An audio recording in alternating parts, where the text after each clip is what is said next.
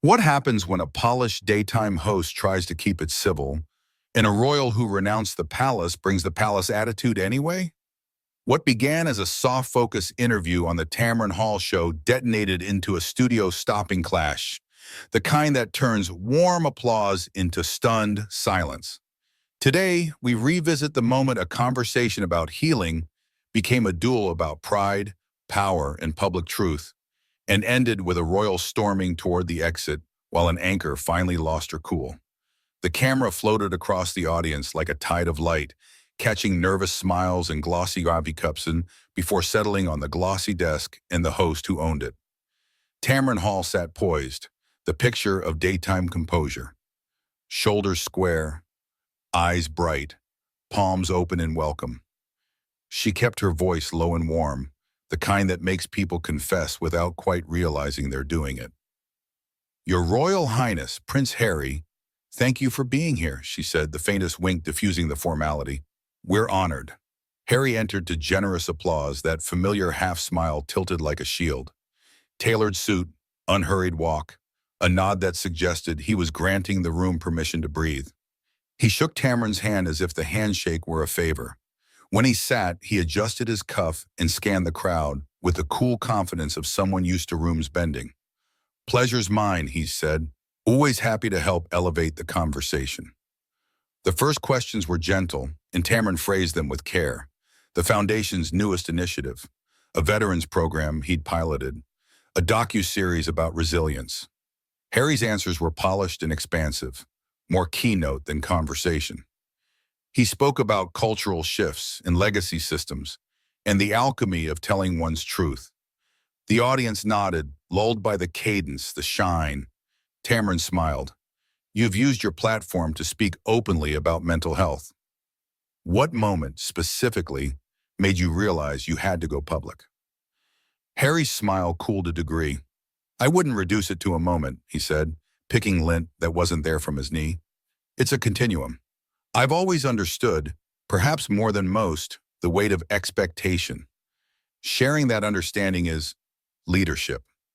Tamron absorbed it. "Leadership can be lonely," she offered.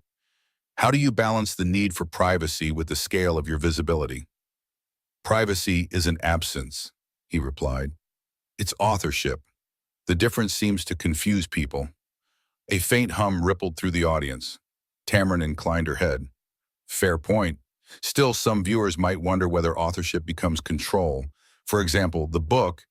Harry exhaled through his nose, a soft laugh that wasn't warm. "We're not doing the book question again, are we? I've addressed it 1,000 times. It was necessary. People read it because it mattered." Tamron didn't flinch. "They did," she agreed. "But because they read it, they also have questions." She kept her tone even, professional. "You've said the book was about healing. Do you feel healed?" "Healing isn't a destination," Harry said, gaze lifting toward the lights. "But I'm certainly ahead of anyone who's still asking if it was worth it." The line landed like a coin tossed to a street musician. Shiny, dismissive. A few in the audience tittered, uncertain whether it was a joke. Tamron's smile tightened half a millimeter. "Let's talk impact then," she said. "Do you think any of your public choices have complicated relationships you might want privately?" "My private relationships," he said, "are private because I choose that." Complication happens when people who aren't part of those relationships try to narrate them on daytime television. The words were velvet-wrapped. The point was sharp. Tamron let the moment expand, then folded it neatly. "Understood. We'll stay with what you do want to narrate. You've criticized the British press and certain palace protocols. Is there anything you wish you'd handled differently?" Harry leaned back, owning the chair. "I handled things exactly as they demanded to be handled. Sometimes truth insists, and when truth insists," Tamron said softly, "do you ever worry it can also wound?" Harry met her eyes. "Truth doesn't wound. Hypocrisy does." Another ripple. The band leader shifted on his stool. A floor manager glanced toward the control room window. Tamron crossed one leg over the other, calm embodied. "You've spoken beautifully about service," she continued. "Some viewers say they're confused by the tension between service and the commercial side. Streaming deals, speaking tours, branding. How do you define service now? Harry's smile returned, bright and edged. Service is impact measured by outcomes, not optics. A deal that funds programs is service.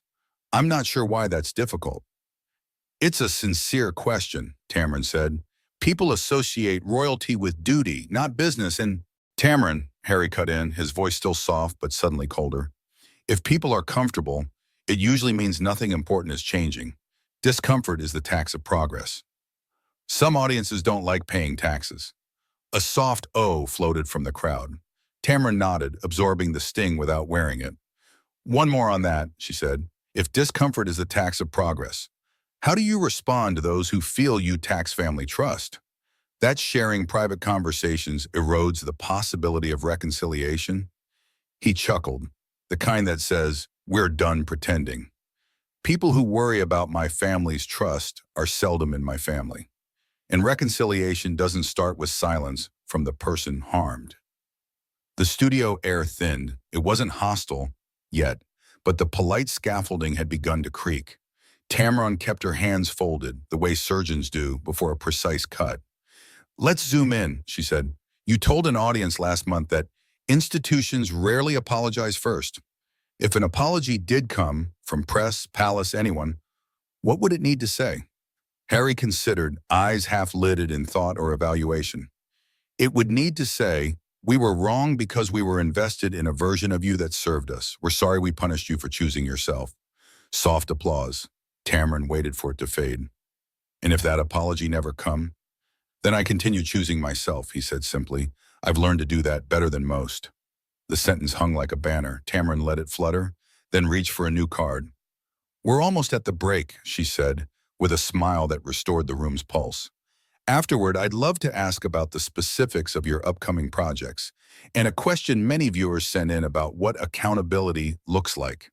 When stories are told from one side, Harry's brow ticked. Almost imperceptible. Almost. Happy to educate, he said. The word waited. The band splashed a tasteful chord. Applause lights winked.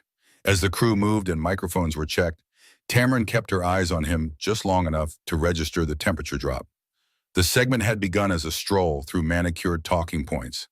Now it felt like a hallway narrowing toward a door neither of them intended to open. They came back from commercial with smiles reset. Tamron thanked the sponsor, the audience, the viewers at home. Her voice was tranquil water over stone. Prince Harry, she began, let's talk accountability, yours and the media's. You've asked for it loudly from others. What does it look like when pointed at you? He tilted his head, almost amused. It looks like outcomes. Programs launched, lives improved. Conversations, like this one, moved past the shallow end. And when people ask for accountability on facts, she pressed, still gentle. On names, timelines, receipts? Harry's gaze cooled another degree. People who deserve receipts know where to find them. The audience made a small, involuntary sound, half gasp, half woo. Tamron sat a bit taller. She didn't raise her voice, she sharpened it. Fair, she said. Then let's agree to bring as much clarity as we can, for the folks watching who don't know where to find them. He smiled without warmth. Clarity requires good faith. I hope we have that. Tamron's eyes flickered. Hurt, frustration. She swallowed both. We always try, she said simply. The cameras drank in the moment. Two practiced professionals, all posture and poise, with a rattle of sabers just under the desk. On the monitors, it looked serene. In the studio, it felt combustible. By the time the floor manager flashed the wrap sign for the segment, nothing had technically exploded. But the fuse glowed bright enough that even the back row could see it. The next questions would decide whether it burned out or burned the set down. The studio returned from commercial with another burst of applause. But the warmth of the first segment had cooled. Tamron Hall's signature poised smile carried her into the next question, though her eyes betrayed a cautious calculation. She had interviewed world leaders and celebrities before, but she could already sense that this conversation was careening toward more dangerous territory. Welcome back, everyone, Tamron said. her voice smooth as ever. "We're here with Prince Harry, discussing his work, his journey, and most importantly, the lessons he's learned along the way." Harry nodded, giving the audience a faint smile that felt more like acknowledgement than gratitude. He leaned back in the plush chair, legs crossed, fingertips pressed together. He looked comfortable, too comfortable. Tamron shuffled her cards. "So, Harry, before the break, you mentioned accountability. Let's dig into that. When you ask for accountability from others, say the press or even the royal family, do you feel you've shown that same accountability yourself? Particularly when it comes to what some describe as contradictions in your narrative." It was a carefully worded question, but Harry's smile froze into something more rigid. "Contradictions?" he repeated, his tone faintly incredulous. "You mean when the media decides to frame my life with headlines they wrote before I even opened my mouth? That's not contradiction, Tamron. That's projection." The audience gave a polite murmur, unsure whether to applaud. Tamron stayed composed. "I hear you. But to be fair, it's not just headlines. People point to moments, for example, the desire for privacy, yet participating in high-profile interviews and projects that put very private matters on the record." Harry chuckled, low and sharp. "Ah, the privacy paradox. How original. Haven't heard that one before?" His voice dripped with sarcasm. "Let me educate. Privacy means choosing what you share, not surrendering your entire life. If people can't grasp that distinction, it says more about them than it does about me." There was a shift in the audience, some clapping, some glancing at each other. The condescension in his tone hadn't gone unnoticed. Tamron adjusted in her seat, her posture still open, but her smile taut. "Of course, it's a nuanced topic, but don't you think the way you communicate that nuance sometimes gets lost?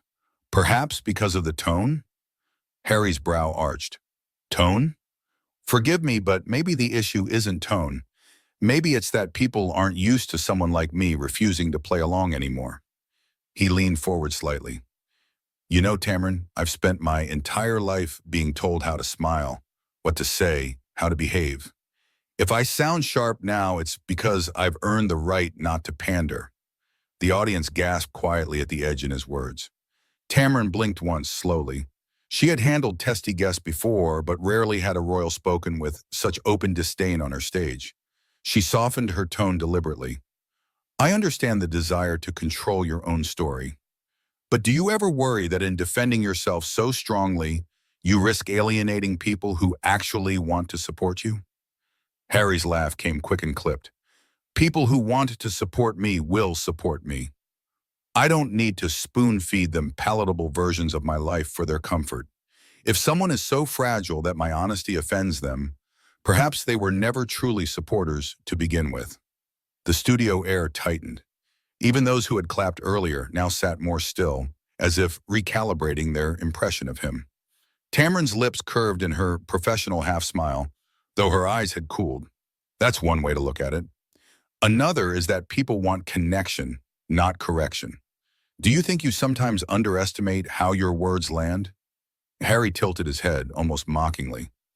With respect, Tamron, people spend too much time worrying about how words land and not enough time listening to what they actually say. If people misinterpret my intent, that's their burden. The audience reaction this time was muted. No applause, no laughter, just silence. Tamron folded her hands calmly in her lap, every inch the seasoned broadcaster. "Let me ask this then," she said. "If your goal is to heal and move forward, why do so many of your public statements still focus on grievances with your past? Some might say that feels less like healing and more like reopening wounds." Harry's eyes narrowed. "Grievances? Interesting choice of word. I call it truth. If people are uncomfortable with truth, maybe they should ask themselves why the arrogance in his delivery was undeniable now." He sat back again, chin slightly raised, as though daring anyone to disagree. The silence in the audience deepened. Tamron inhaled, steady.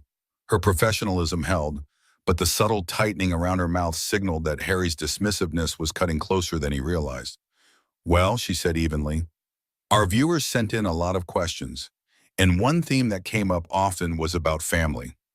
Do you think there's a future where you reconcile publicly with them, or do you see the distance remaining permanent? Harry's smirk returned, cool and self-satisfied. Reconciliation isn't a performance for the public. It's a process, and frankly, whether the public sees it or not is irrelevant. People are obsessed with my family because it's easier than reflecting on their own. This time, the audience shifted in their seats audibly. A few clapped out of habit, but most stayed silent, sensing that the once relatable prince had slipped into arrogance. Tamron nodded slowly, holding his gaze. I see. That's certainly a strong perspective. Strong, Harry repeated, almost savoring the word. Yes, strong and unapologetic, which I suspect is why I'm here, and why people can't stop talking about me. It was the kind of line meant to dazzle, but it landed like a stone. The polite applause sign faded before the audience could respond. For Tamron, the calculation in her mind was shifting. The questions she had prepared no longer mattered. Something raw, more urgent was building, and though she remained calm, a line inside her had started to burn. The royal smile lingered, but it wasn't charming anymore. It was a challenge. The third segment opened with subdued applause, as if the audience sensed the stakes had shifted. The warmth and cheer from earlier had drained away, leaving only an uneasy hush. Tamron Hall smiled into the camera as she always did, but the set was heavy with tension. Everyone, viewers at home, crew behind the cameras, audience in their seats, felt it. We're back with Prince Harry, Tamron said smoothly, though her voice had an edge of steel beneath it.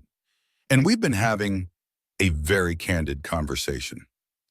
Harry leaned back in his chair, one ankle resting casually across the opposite knee. He twirled the microphone cord between his fingers, wearing the smirk of someone who believed he was winning a match no one else realized was happening.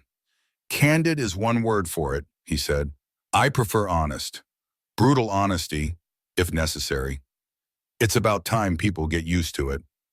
A ripple went through the audience, half gasp, half nervous chuckle. Tamron folded her hands in her lap, posture upright. Well, let's continue with honesty then. You've spoken about mental health, family struggles, and your mission to change the system. But some critics argue your advocacy often circles back to your personal grievances.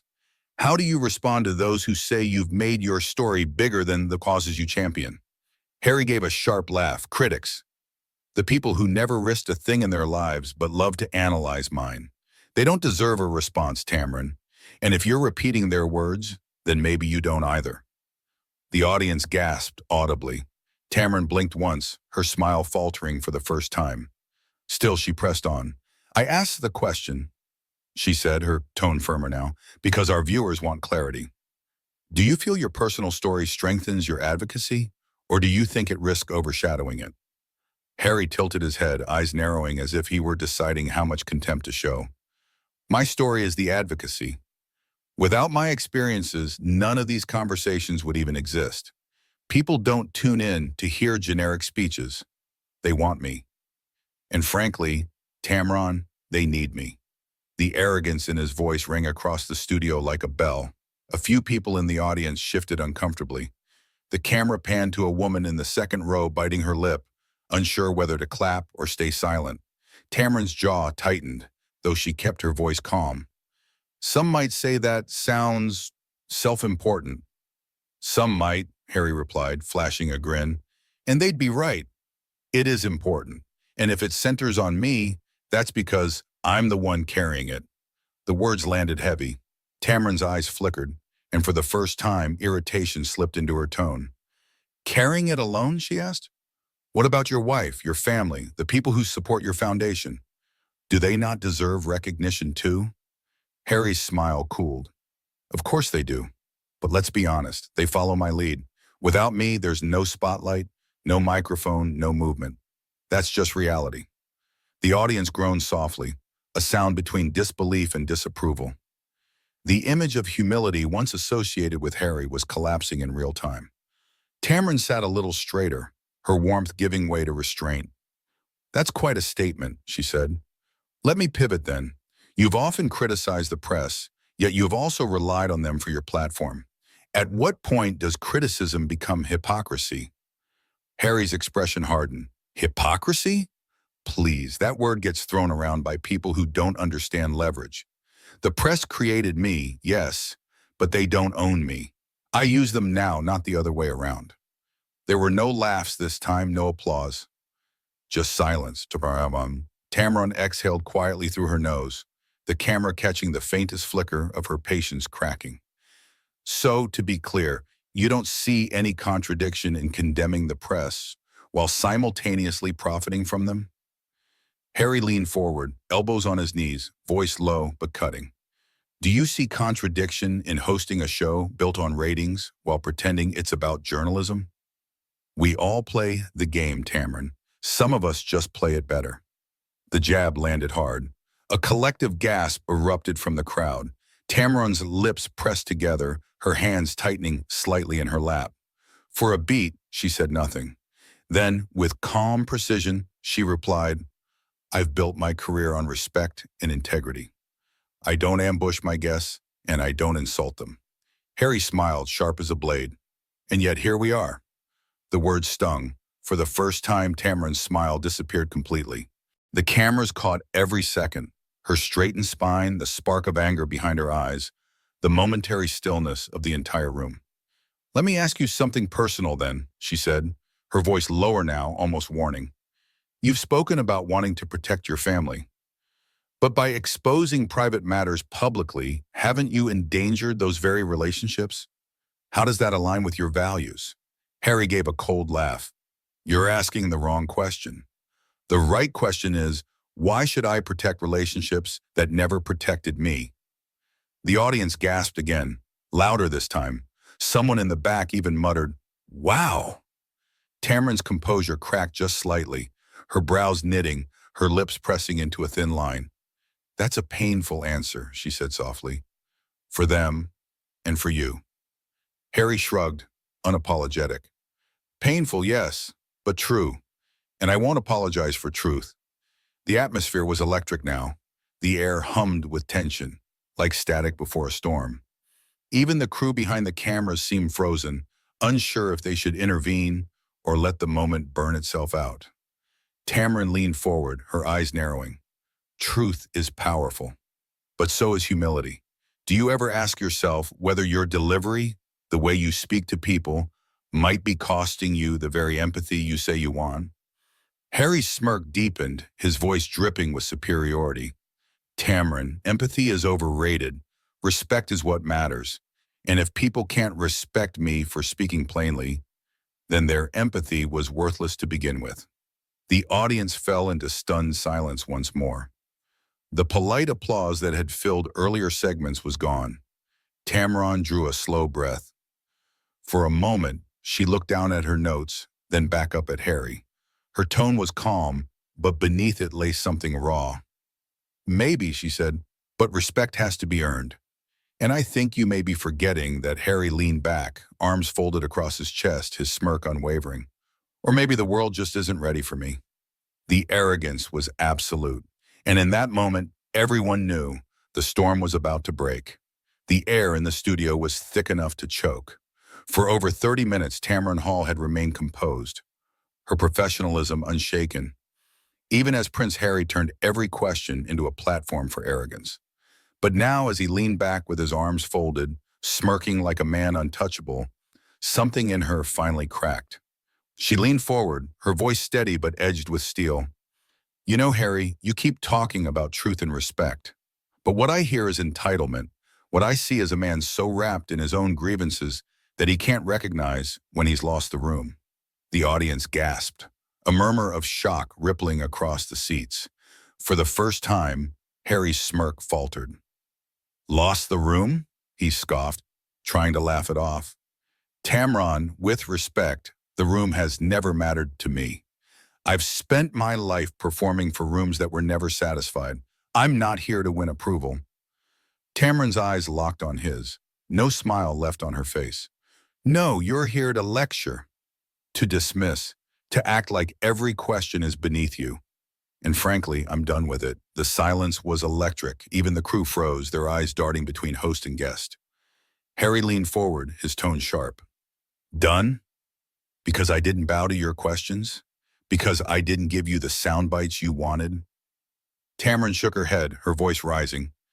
No, Harry, because every answer you've given has been dripping with arrogance. You sit here mocking the press, mocking the audience, mocking me, while pretending it's all about service. But let's be honest, this isn't service.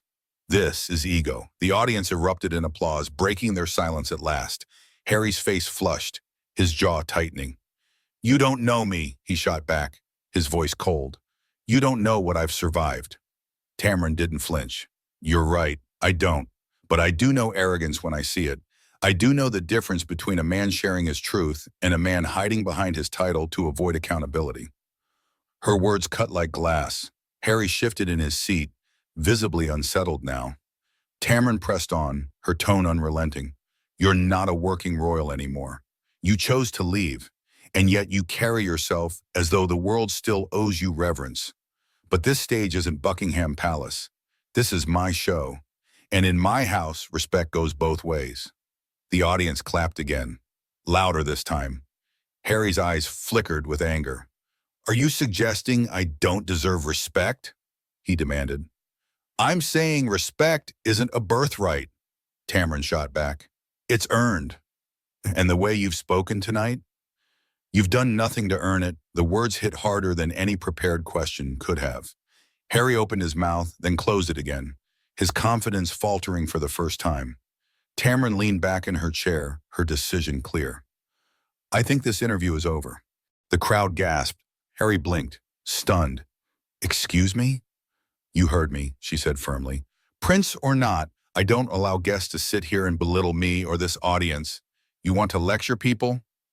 Write another book, but you won't do it on my stage. Security, please show our guest out. The audience erupted, some cheering, some gasping in disbelief. Two stagehands moved toward the set, though Harry stood before they reached him. His face was tight with fury, his jaw clenched. This is outrageous, he hissed. You'll regret treating me this way. Tamron didn't move. No, Harry. What's outrageous is thinking the rules don't apply to you. Goodbye. The crowd applauded, a mix of relief and catharsis. Cameras followed as Harry stormed off the stage, ripping off his microphone and tossing it onto the chair with a sharp flick of his wrist. He didn't look back. When the studio doors slammed behind him, Tamron turned to the audience, her composure restored, her voice calm once more. Ladies and gentlemen, sometimes conversations take turns we don't expect. But one thing I promise you on this show, we will always value respect, no matter who sits in that chair. The audience leapt to their feet in thunderous applause. The band played over the noise and the credits began to roll. What began as a routine daytime interview had ended in chaos. Prince Harry storming off, Tamron Hall standing her ground, and television history capturing every moment. The royal had come looking for control. Instead, he walked away stripped of it. And that's how one of the most explosive daytime interviews came to an end. Prince Harry storming off, and Tamron Hall proving that respect on her stage is not optional. What do you think? Did Tamron go too far, or was she right to finally call him out? Let me know your thoughts in the comments below. And don't forget, hit that like button, subscribe for more unbelievable stories, and stay tuned because the next showdown might be even bigger.